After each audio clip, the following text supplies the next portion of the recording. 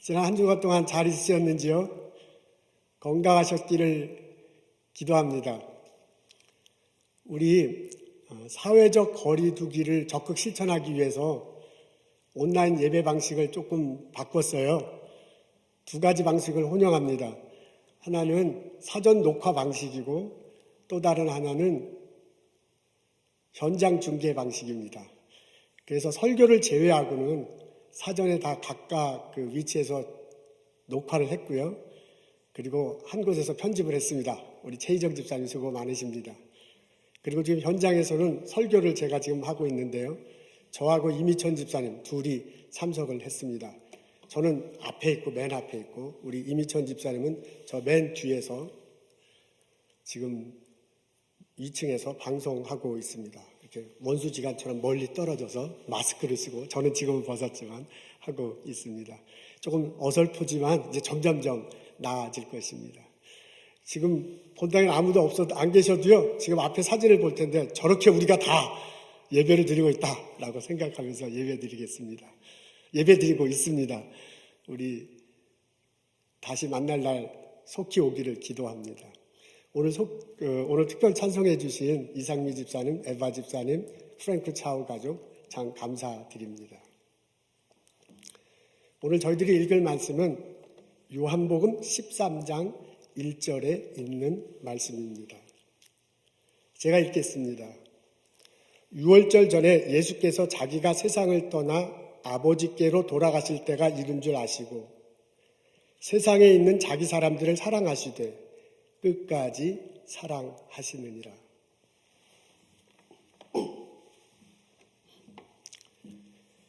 예수님께서 돌아가실 무렵 어떤 마음이었을까? 여러 가지 사건들이 이어져요. 이 모습 저 모습을 볼 수 있습니다. 이런 생각 저런 생각을 하셨을 것입니다. 그 모든 것을 겪으면서 예수님은 무슨 마음을 가졌을까 질문해 봅니다. 오늘 저희들은 요한복음 13장 1절을 읽습니다.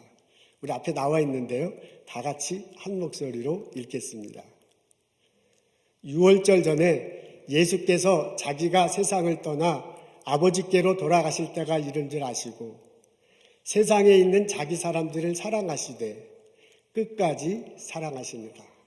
이게 1절인데요. 상반절 하반절이 되어 있는데 하반절에 보니까 이렇게 적혀져 있습니다. 세상에 있는 자기 사람들을 사랑하시되 끝까지 사랑하시니라. 요 하반절에 그 시절을 지났던 그 무렵을 보냈던 예수님의 마음을 읽을 수 있을 듯 합니다.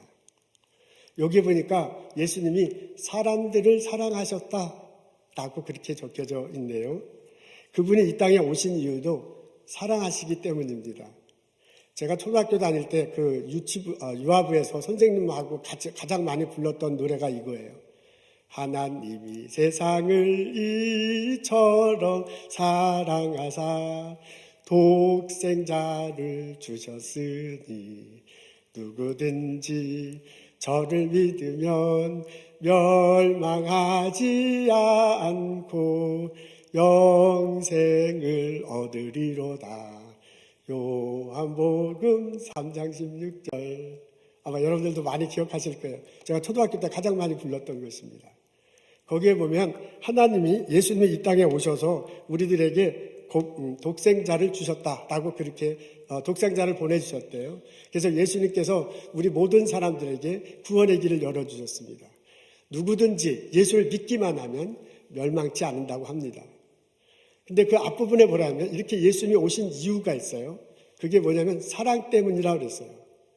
하나님이 우리들을 사랑하셔서 예수님을 보내셨습니다. 예수님은 이 땅에 오실 때 사랑을 품고 사랑 그 자체예요. 이 땅에 오셨어요. 이 땅에 오신 것도 사랑 때문이에요. 그래서 예수님 하신 사역에 예수님 말씀하신 모든 것에는 사랑이 밑바탕 깔려 있습니다. 예수님은 모든 사람들을 사랑하신다고 합니다.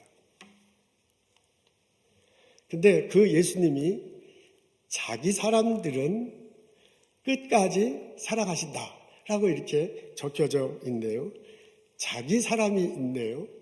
여기서 말하는 자기 사랑은 고향 사람들 있잖아요. 그래서 우리가 남이가 뭐 하는 그런 자기는 아닐 것 같아요. 여기서 말하는 자기는 예수님을 믿는 사람들일 것입니다. 예수를 믿고 따르는 사람들, 그 사람들을 가르칠 거예요. 근데 그 사람들을 사랑하시는데 끝까지 사랑하신대요. 뭐 모든 사람들에게 차별 없이 사랑하시지만은 특히 예수를 믿고 따르는 사람들에게 끝까지 사랑하시겠다라고 그렇게 적혀져 있습니다. 무슨 일이 벌어져도요, 어떤 모습을 보여도요, 무슨 생각을 해도 그냥 품어주는 거예요. 그냥 덮어주는 거예요. 그냥 기다려주는 거예요. 계속해서 그걸 끝까지로 표현했네요. 끝까지 예수님은 사랑하신다고 합니다. 예수님은 그 자기 사람들이 세상에 있는 자기 사람들, 그렇게 적있네요. 예수님은 자기 사람들이 세상에 있다는 것을 알고 있습니다. 우리가 예수님을 따르고 난 다음에 완전히 세상과 단절되고요. 그리고 내 죄의 습성이 완전히 사라져서 내가 좀 온전한 신앙생활하면 참 좋겠지만은 그러지 못한 우리 자신의 모습을 봅니다. 내가 예수님을 믿어도요, 내 속에 여전히 죄의 습관, 그러니까 죄성, 죄의 습성 이런 것들이 남아있어요. 그래서 예수님 말고 다른 것에 자꾸 눈길이 가. 그게 이렇게 내 안에 좀 있기 때문에요. 세상에 어떤 유혹이 다가올 때 막 세상에서 나를 이렇게 끄집어내려고 하잖아요. 그것에 쉽게 노출되고 쉽게 그것에 빠져나가게 됩니다. 한번 도박에 손을 대면 그거를 지금 당장 안 하더라도 자꾸 그 생각이 난다잖아요. 거기서 벗어나기가 참 쉽지 않다잖아요. 그런 거하고 참 비슷해요. 나는 예수를 믿지만은 여전히 나는 세상 속에 살고 있어. 숨 쉬고 있어. 함께 일하고 있어. 함께 살아가고 있기 때문에 계속해서 유혹을 받습니다. 그래서 넘어져요. 그래서 빠져요. 그래서 배반하기도 하고요. 걱정도 되고요. 아프기도 하고요. 도망가기도 하고요. 그렇게 살아요, 우리들이. 근데 예수님이 자기 사람들이, 예수를 믿는 내가 여전히 세상 속에 있다는 것을 알고 계신다. 그런 이야기입니다. 그래서 세상 속에 여전히 있다는 것을 알고 있기 때문에 끝까지라는 말이 나오는 거예요. 세상 속에 있어서 여전히 유혹 속에 살아갈 수 없는 밖에 없는 우리들, 그래서 부족한 우리들을 끝까지 사랑하신다고 말하고 있습니다.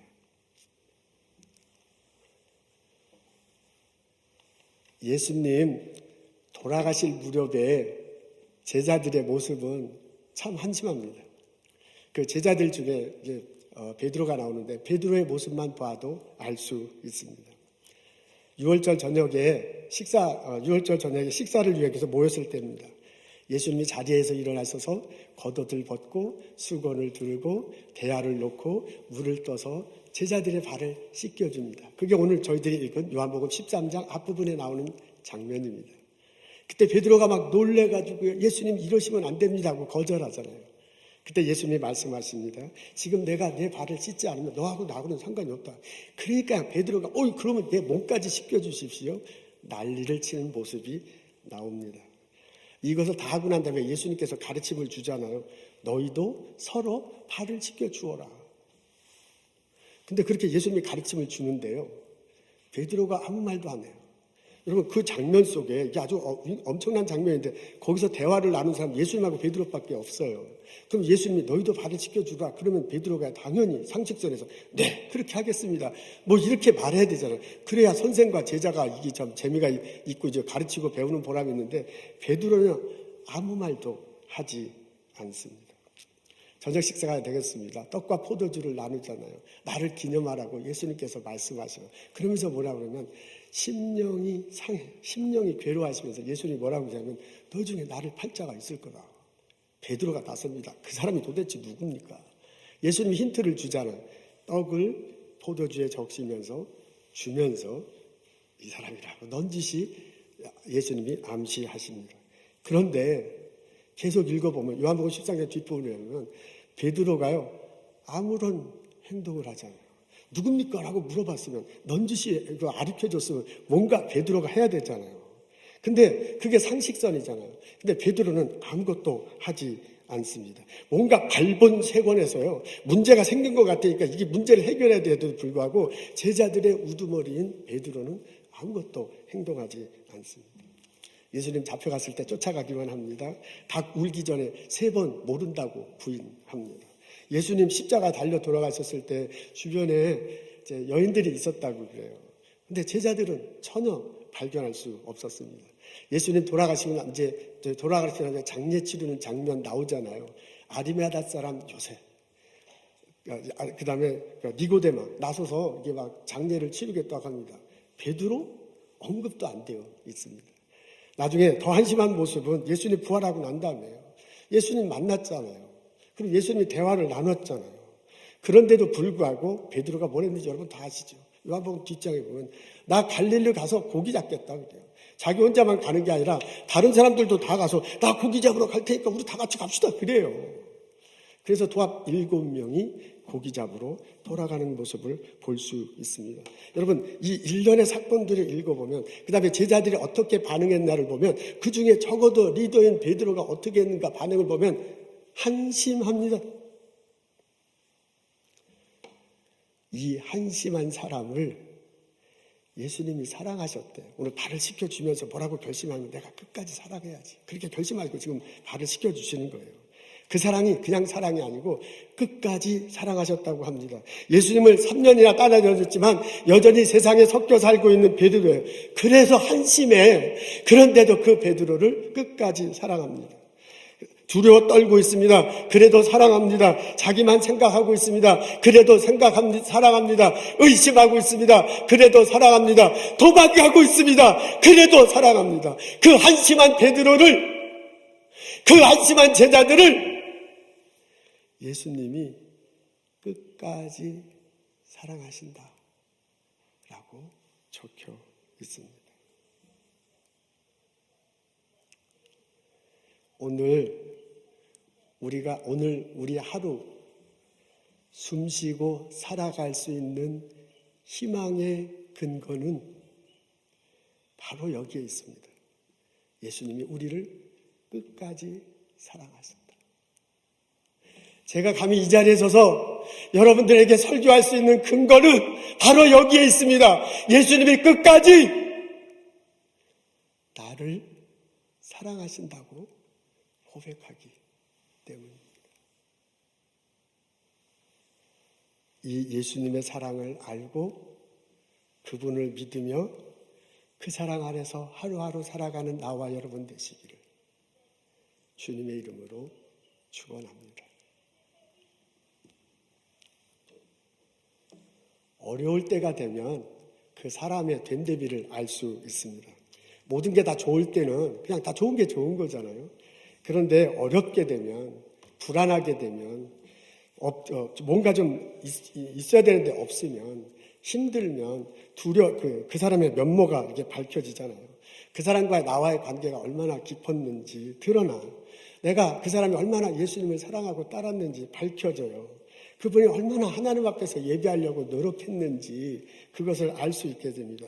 그 사람이 얼마나 그리스도의 이름으로 섬기고 살려고 했는지 알게 됩니다.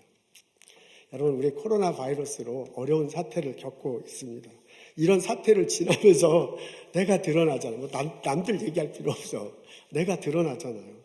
내 모습이 노출되잖아요. 나의 연약함, 나의 한심함, 나의 두려움, 나와 저 사람과의 관계, 나의 믿음의 부족함, 예배의 소중함을 정말 얼마나, 예배에 목숨 건다고 그러는데 정말 내가 그러고 있는가 라는 그런 부족한 내 모습들, 이런 것들이 많이 드러나요. 그렇잖아, 솔직히. 호숫가에 가보면 호숫가에 물이 가득 이렇게 찼을 때 멋있잖아요. 이쁘잖아요. 호숫가 옆에 나무도 있고 그래서 참 보기에 좋아요. 근데 막 가뭄이 깊이 들어가지고 물이 바짝 빠르고 난 다음에는 물이 가득 찼을 때 모습하고는 전혀 달라. 아니, 물이 이렇게 덮였을 땐 저기가 무척 깊은 줄 알았는데 물이 쫙 빠지고 보니까 거기가 얕으네요. 그리고 물이 덮였을 때는 아주 전부 아름다워 보였는데 물이 딱 빠지고 나니까 쓰레기가 막 타이어 있죠. 저수지에 물 빠지고 나면 그 타이어들이 그 안에 많더라고요. 쓰레기들도 많아요. 그리고 물이 가득할 때는 거기에 막 물고기들이 막 다 있을 것처럼 상상했는데 나중에 보니까 물고기들이 거의 없고 또 이렇게 죽어있는 몇 마리만 볼 수 있어. 그냥 바짝 말라버린 저수지, 가뭄에 그런 내 모습을 이 어려운 때 보게 됩니다. 한심한 내 모습이 그대로 드러납니다.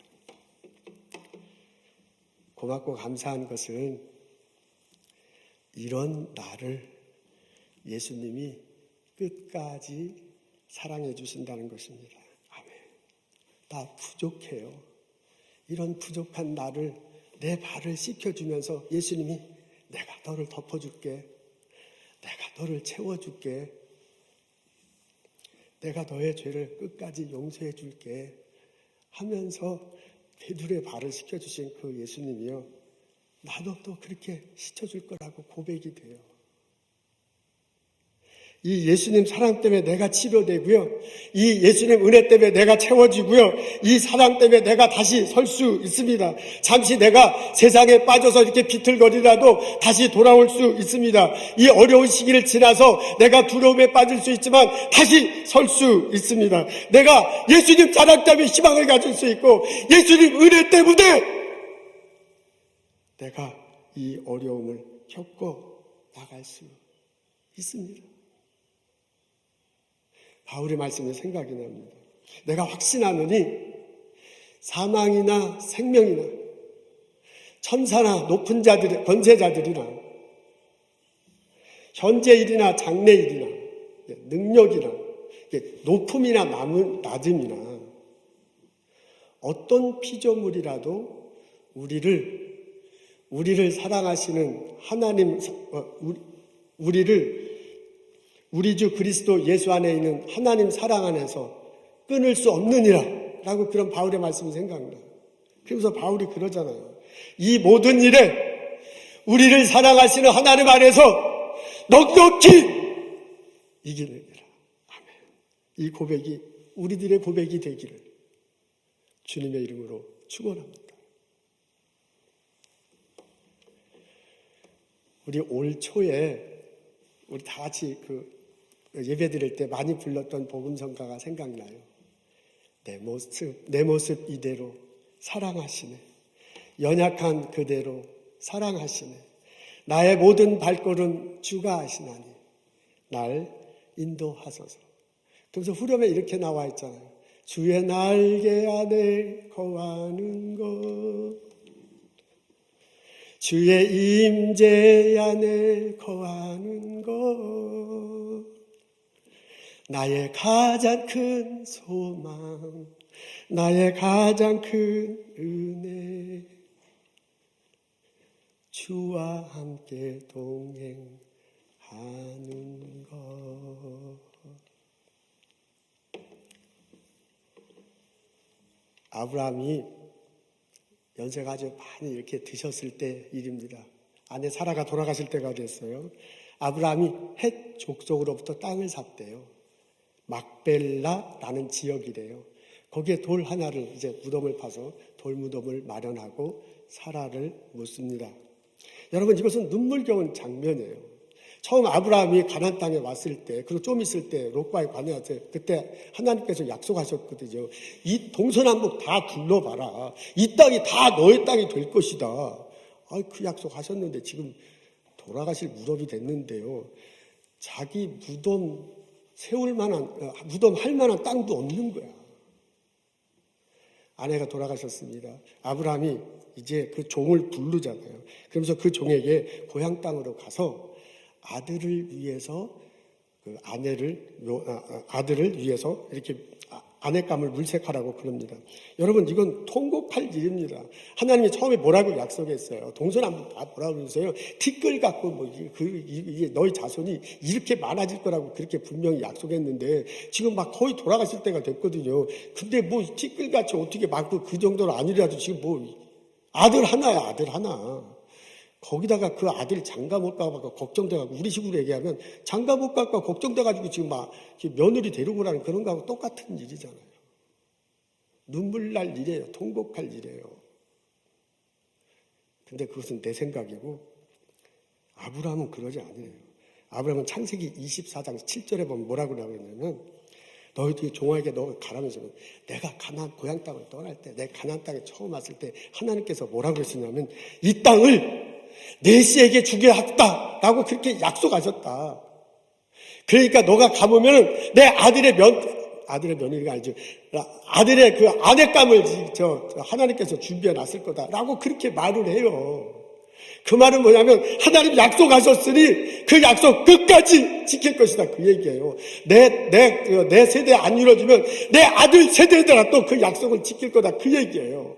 하나님은 끝까지 약속을 지키는 분이다 고백하고 있습니다. 아브라함 그렇게 살고 있어요. 우리 믿음의 조상 아브라함. 여러분, 이 똑같은 고백을 바울이 하고 있는 것입니다. 우리를 사랑하시는 이 안에서 우리가 넉넉히 이길 것이다 라고 고백하고 있습니다. 삶의 현장에서 드리는 이 고백이 우리들의 고백이 되기를 소원합니다.